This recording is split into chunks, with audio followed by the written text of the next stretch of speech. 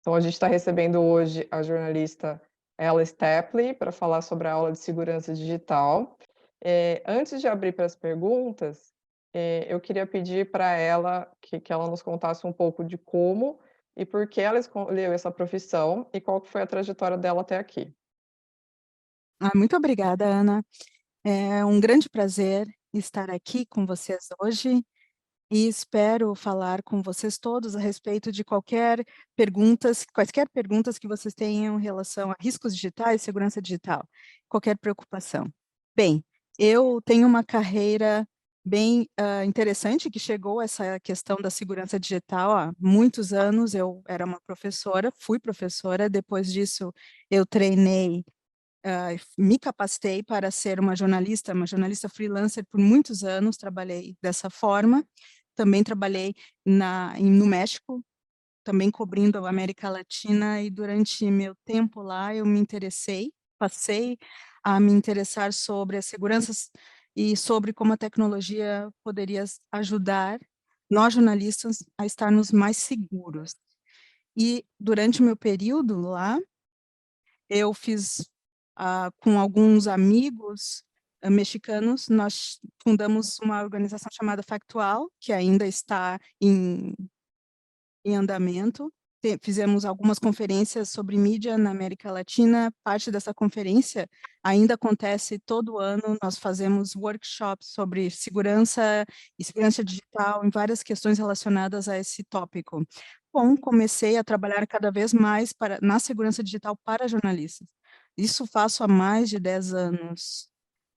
E trabalho com jornalistas de todo mundo, tratando de várias questões relacionadas à segurança digital, em relação a abuso online, vigilância a spyware, todas essas questões. E também documentações em relação à segurança digital. Cubro vários desses tópicos e trabalho em todo o mundo, com vários jornalistas de todo o mundo. Então, estou aqui com vocês como parte do meu trabalho que eu desenvolvo na International Women's Media Foundation, que é uma fundação de mídia internacional focada nas mulheres. Ajudamos a dar suporte a jornalistas que enfrentem questões e problemas relacionados a ataques online, abuso online e assédio online, e damos suporte prático a estas colegas. E também trabalhamos com algumas outras organizações para as quais faço outros tipos de trabalhos relacionados ao suporte à segurança digital. Várias outras questões que eu já mencionei aqui, vários tópicos relacionados a esse tema.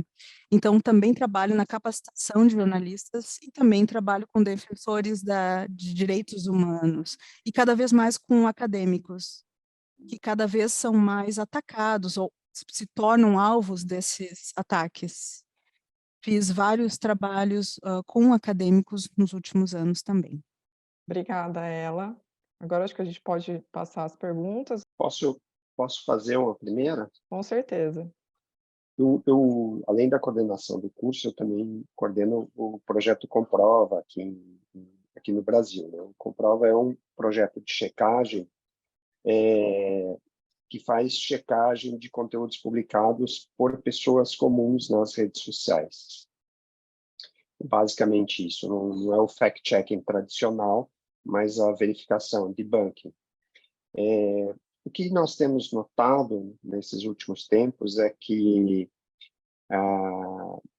jornalistas mulheres, elas têm sido mais atacadas quando tentam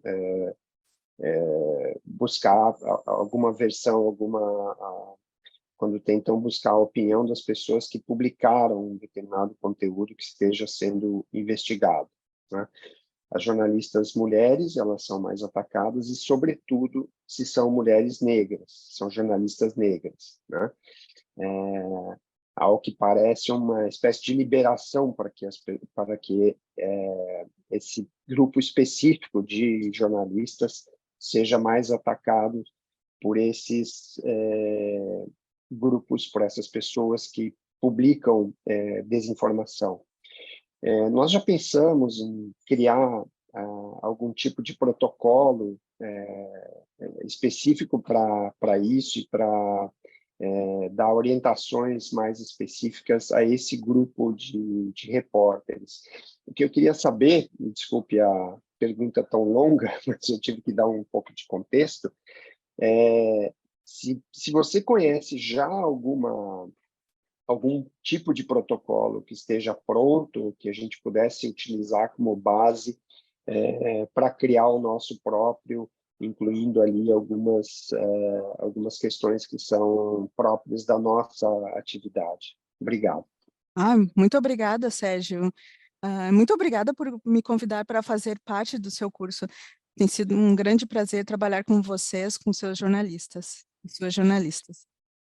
Bem, em relação à desinformação, eu quero responder a sua pergunta e também quero falar sobre o grupo de pessoas que você mencionou que recebe mais ataques. Bom, o que você está percebendo na sua mídia, nos seus veículos de mídia, é algo que está sendo replicado em todo o mundo, não está acontecendo apenas no Brasil. Isso é algo que nós estamos vendo globalmente. Existe muito disso. Existe também muita pesquisa acadêmica que dá suporte ao que você tem percebido. Sabemos que certos grupos são mais atacados online do que outros. E isso inclui mulheres. E se você é uma mulher jornalista, você tem mais probabilidade de receber um ataque, de ser atacada. E se você é uma jornalista não branca, uma jornalista negra, você também está correndo mais risco de sofrer esses ataques. E também outros grupos de minorias, como o LGBTQIA+, esses grupos recebem mais ataques. Então, se você pertence a um desses grupos, você aumenta a sua probabilidade de ser atacada. Infelizmente, parece ser uma tendência global, o que é muito deprimente. E não existe algo que nós possamos fazer para interromper esses ataques, mas podemos dar alguns passos como jornalistas individuais e também como veículos de mídia para proteger a sua equipe contra tais ataques. Eu, no ano passado, para a International Women's Media Foundation, trabalhamos com 10 redações em todo o mundo em relação à criação de políticas e melhores práticas para suas redações, para o trabalho realizado lá. E nós criamos um guia. Você está em inglês, infelizmente só temos ele em inglês, mas gostaríamos de fornecê-lo para vocês. Vocês podem traduzir os modelos que estão no guia para o português.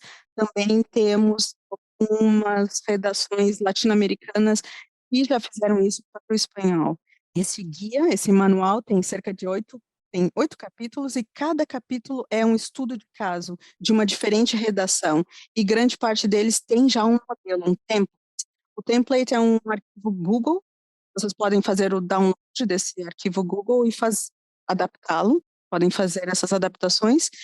Temos uma série de templates, de modelos, e um dos mais populares é uma lista de verificação, uma checklist para a proteção dos dados da sua equipe. É uma checklist que vocês podem passar para a sua equipe ou incluí-la, se você já tem um manual para a sua equipe, para pessoas que entram na sua equipe, vocês podem incluir essa lista para que os jornalistas, os repórteres possam entender como podem melhorar na proteção de seus dados, como proteger seus dados online, remover os dados online, como proteger as suas contas. Também temos uma avaliação de riscos para jornalistas que estão cobrindo algumas reportagens em particular que talvez tenham mais risco do que outras. Talvez no caso de verificação de dados ou fact-checking, isso não seja tão útil, mas tem coisas lá que podem ser úteis para vocês. Vocês podem mudar a avaliação de risco, os itens dessa avaliação, de acordo com a sua necessidade. Vocês podem editá-lo. Também temos uma estrutura em relação a como fazer o reporte, como reportar ameaças nas suas redações. Se um jornalista recebe uma ameaça de morte ou se há publicação de seu endereço online, quais são os passos para mitigar esse dano, esse prejuízo?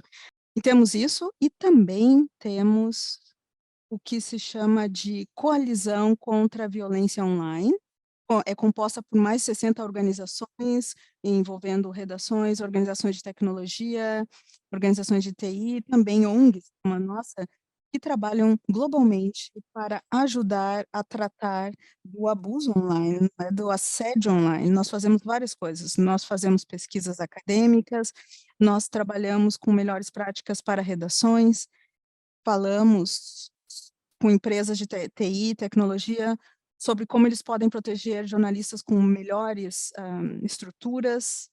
Também é algo que pode ser útil. Além disso, também temos um site que reúne todas essas informações, e se chama Online Violence Response Hub, que é o Centro de Resposta à Violência Online. Eu posso mandar o link para vocês depois.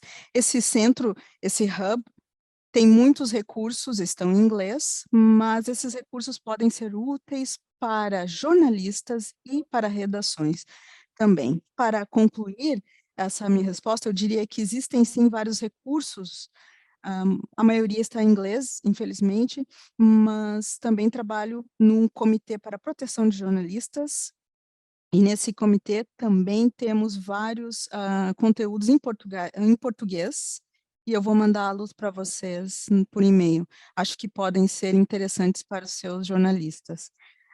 Também gostaria de dizer que, em relação à verificação de dados, ao fact-checking, especialmente quando buscamos pessoas que estão deixando comentários nas mídias sociais, sabem que esse tipo de trabalho recebe mais ataque do que outros jornalistas. Então, temos aí um tipo de problema duplo. Esse trabalho gera muito assédio online, muitos ataques online. Isso, isso ocorre. Então, posso perguntar para vocês, eu gostaria de saber, como que eles entram em contato? Será que eles entram em contato com as pessoas para verificar as informações? Os seus jornalistas escrevem para essas pessoas, eu vi esse post na sua mídia social e como você pode verificá-lo? Como que isso se dá? Na maior parte das vezes, nós orientamos as pessoas a utilizarem sempre contas corporativas, não usar seus e-mails pessoais, não usar dados pessoais, evitar que uma conta de WhatsApp, por exemplo, tenha a imagem, tenha a foto. Então, algumas coisas assim. Só que na metodologia do Comprova, é mandatório que a gente tente falar com quem fez a publicação.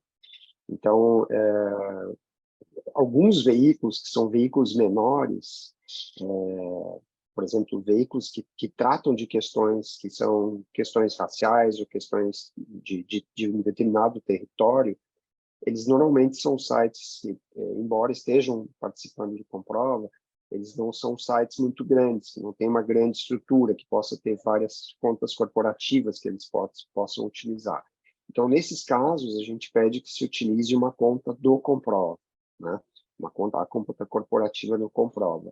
Mas nem sempre as pessoas identificam esse risco, esse perigo de serem, de repente, levadas a público, né, as suas publicações levadas a público para ataques, coisas assim, né? Então, essa abordagem ela é feita com essa sugestão, com essa preocupação, mas às vezes algumas coisas escapam, né? Por contingências, por circunstâncias dos veículos e desses jornalistas, né? Então é um risco que sempre a gente está sempre convivendo com ele.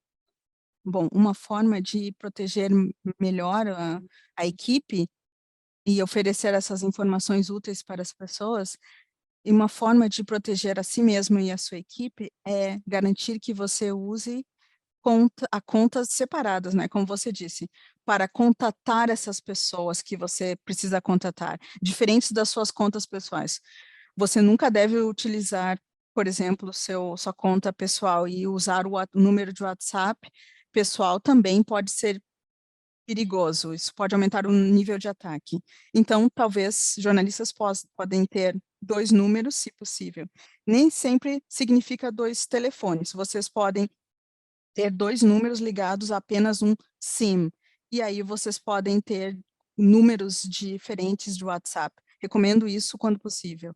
Sei que os jornalistas já usam o seu próprio número há anos.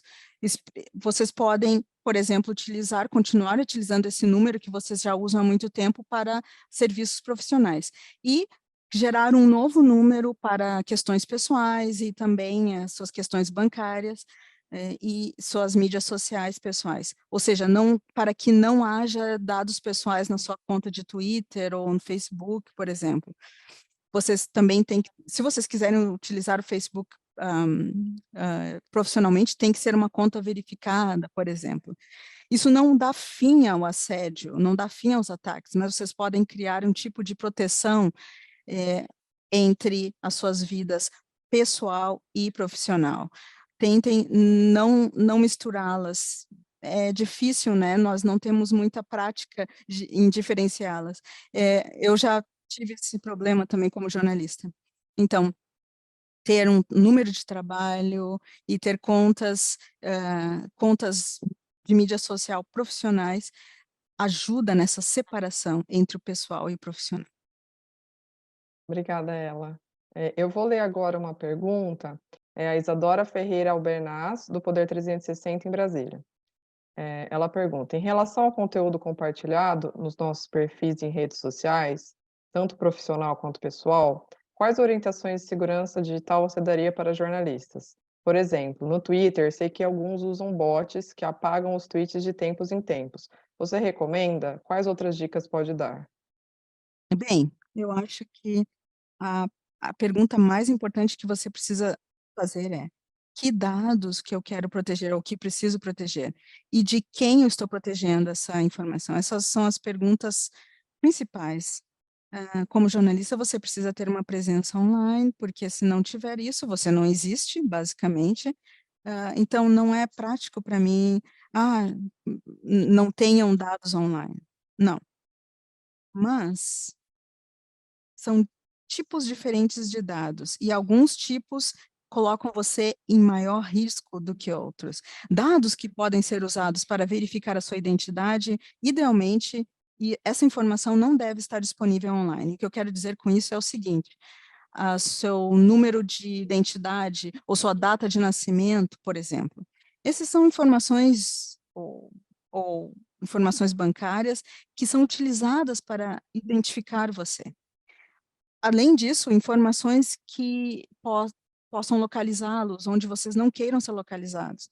Por exemplo, na sua casa, ou um café que você frequenta na esquina da sua casa, ou informações como o seu e-mail pessoal, não o seu e-mail profissional, não é? Isso deve ser mantido privado, essas informações pessoais. Se você tiver preocupação em relação a pessoas utilizarem mensagens antigas, não é, na mídia social, temos uma prática de abuso online da seguinte forma: esses abusadores, eles buscam os seus posts antigos, posts de 5 anos atrás ou 10 anos atrás, antes de você se tornar um jornalista, e utilizam esse post antigo para desacreditá-lo de alguma forma.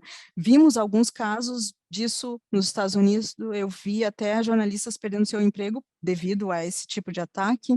Então, se você tiver um serviço para deletar mídias sociais, essa é uma decisão pessoal que só você pode tomar com base nas ameaças que você recebe, e se você tem segurança ou se sente confortável em deletar esses posts.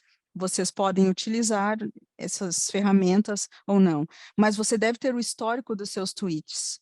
Em relação à transparência, alguns jornalistas gostam de manter isso, mas se você está enfrentando um risco pessoal alto, se você já recebeu ataques, e se você está utilizando um Twitter, por exemplo, e as pessoas utilizam seus tweets antigos para atacá-lo, talvez seja interessante. Eu acho que tem que levar em consideração esse tipo de coisa para decidir pessoalmente.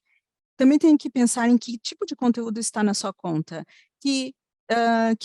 qual conteúdo está nas suas mensagens diretas do Twitter ou no seu perfil do Facebook, e o que acontece se alguém hackear as suas contas e ter acesso a essas informações pessoais. Ou seja, talvez essas contas devam ser mantidas tão limpas quanto possível, deletando conteúdos dos quais vocês não precisem mais, fazer uma cópia de backup, não é? Talvez deixando isso offline ou privado, especialmente fotos, porque esses ataques online, as pessoas que atacam online, quando eu falo em abuso online, falo sobre pessoas que, alguns assediadores, eles trabalham para alguém, talvez eles são pagos por algum agente do governo, apoiam um certo governo, ou trabalham por uma empresa multinacional. Vários grupos atacam online por diferentes motivos. Alguns são muito bons no hackeamento, portanto, a minha sugestão é que vocês verifiquem as suas contas e gastem ali uns 10 minutos por semana, não façam tudo de uma vez só vão deletando coisas que vocês não queiram que caiam nas mãos erradas, informações pessoais, mensagens pessoais com ex-parceiros, ex-namorados, essas coisas. Saber isso, não é? Ter controle sobre isso é, de fato, muito importante. Obrigada, Ela. Antes de fazer a próxima pergunta, eu queria compartilhar um conteúdo com vocês. Eu trabalho também para a GIJN, não sei se vocês conhecem, a Global Investigative Journalism Network. Ela citou algumas avaliações de risco, né, para você avaliar qual o seu risco, qual o risco da sua segurança. E a gente tem uma avaliação já traduzida para o português, ela é bem completa e ela inclui um capítulo sobre segurança digital. Sim, é sobre segurança de um modo geral, segurança na redação, segurança pessoal, mas tem um capítulo bem amplo sobre segurança digital. E aí, depois que vocês fazem a avaliação, vocês recebem dicas de o que vocês podem fazer para cada uma das categorias em que vocês foram avaliados. A próxima pergunta é do Eduardo Miranda, do Correio do Estado, de Campo Grande, Mato Grosso do Sul. Então, ele fala: na aula, eu notei que uma das melhores práticas para prevenir ataques é optar por descrição nas redes sociais. Porém, é um paradoxo. Mesmo em empresas jornalísticas, se pede cada vez mais a exposição da figura dos jornalistas nas redes sociais e nos canais próprios dos veículos. No caso dos jornalistas que trabalham por si, há uma demanda ainda maior de exposição. Como equilibrar isso tudo para fazer um bom jornalismo investigativo? Uma pergunta muito boa, e as pessoas me fazem essa pergunta muitas vezes. Bem, não existe uma resposta fácil, eu diria. Como tudo na segurança digital, não existe uma resposta fácil, isso pode ser muito frustrante às vezes. Realmente depende do seu perfil de risco. O que eu quero dizer com isso é o seguinte: cada pessoa tem no seu próprio perfil em relação a como elas interagem com a tecnologia e a internet como seres humanos, vivendo e trabalhando, neste caso, no Brasil, não é? Mas, além disso, você tem que levar em consideração as histórias que você cobre, as reportagens que você faz. Eu encorajo as pessoas a pensarem sobre o risco nessas duas áreas e combiná-las. É muito difícil tentar manter uma presença de exposição online, eu sei, eu mesma enfrento essa questão, para fazer a sua carreira crescer, etc. Eu acho que a minha recomendação para vocês é que vocês sintam que estão tendo controle das informações que vocês postam online. Quando vocês, por exemplo, vocês podem procurar o seu nome online e ver se vocês têm certo controle sobre o que está online, se vocês podem retirar a informação ou não, e se não puderem retirar, qual é o tipo de risco que vocês enfrentam tendo essas informações disponíveis.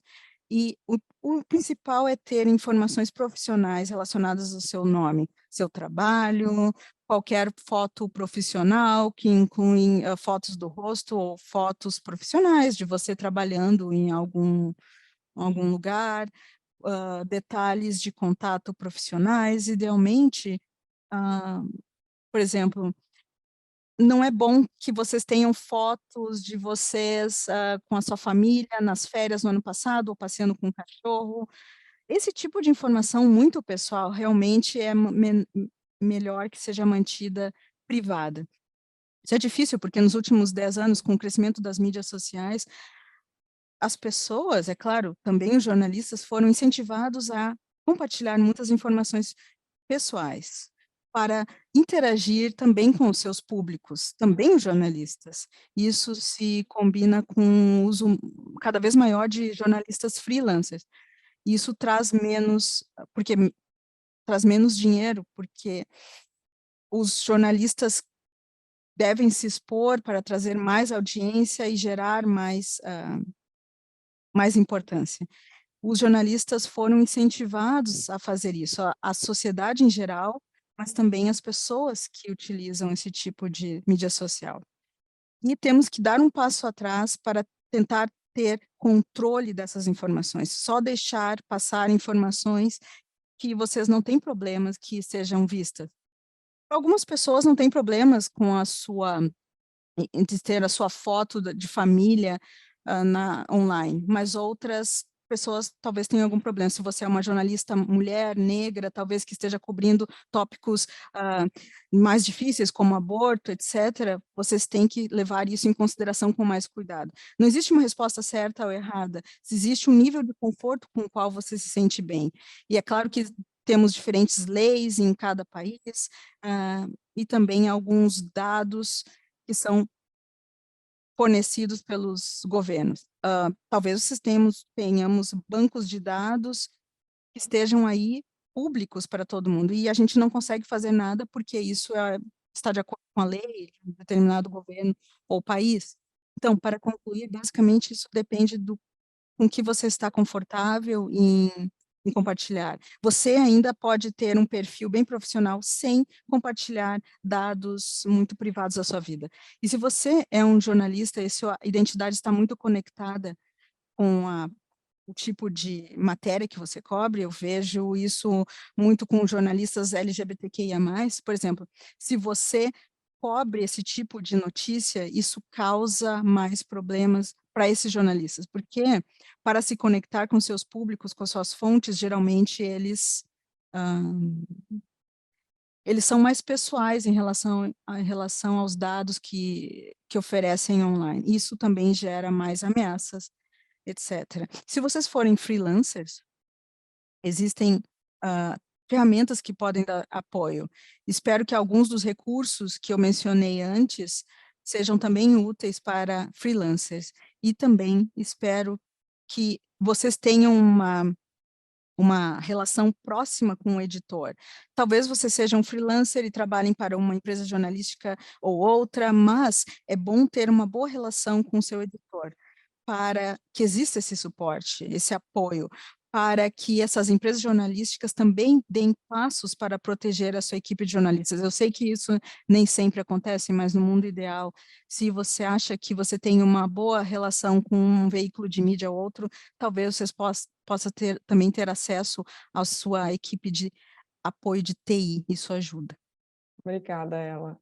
Eu acho que também a aula da Ela foi bastante completa, com exemplos e falando sobre, autenticação de 2 fatores, que eu acho que agora tá até um pouco mais um assunto que está um pouquinho mais em pauta por conta do Twitter, que agora a verificação de 2 fatores por SMS é paga, então, acabou muitas pessoas agora estão começando a usar mais os aplicativos mesmo, de autenticação do que o SMS, não que fosse a melhor alternativa, né, se você puder optar sempre por um aplicativo, eu sei que é melhor do que usar SMS.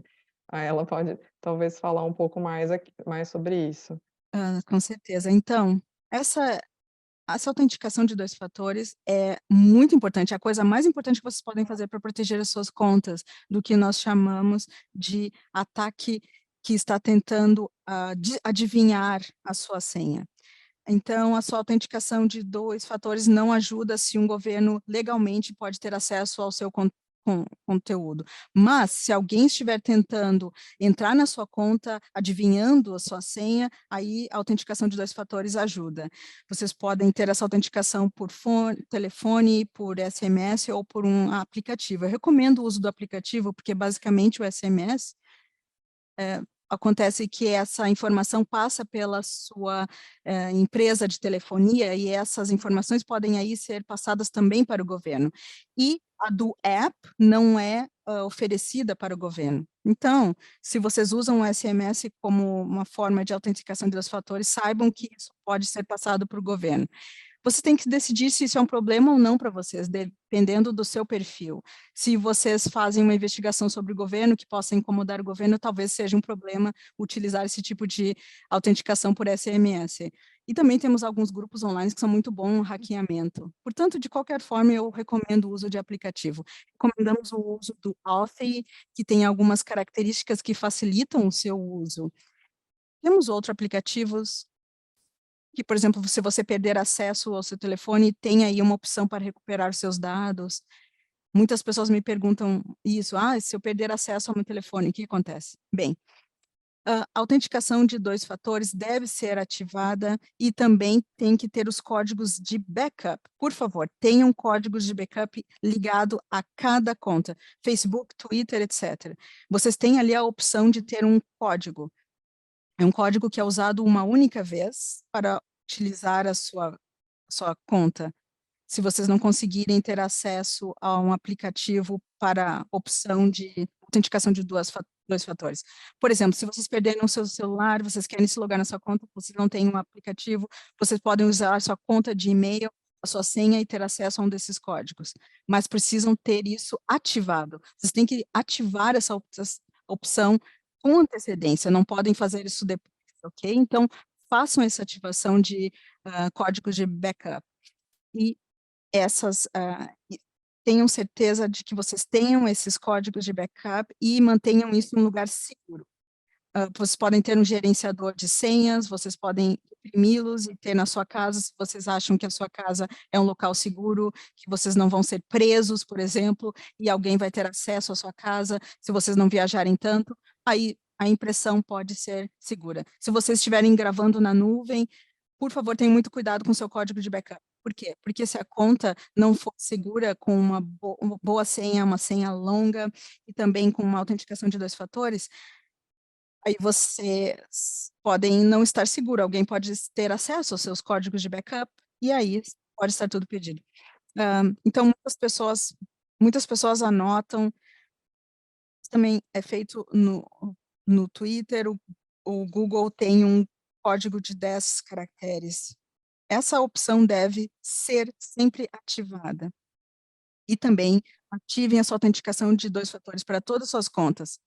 Qualquer conta de mídias sociais, contas de serviços online, contas de serviços bancários. Se tiver um sistema de código de autenticação de 2 fatores, eu recomendo que vocês sempre ativem esse código, ok? Eu gostaria de agradecer a ela por ter, podido participar dessa sessão, agradecer a presença, agradecer a ela, e um bom dia para todos vocês.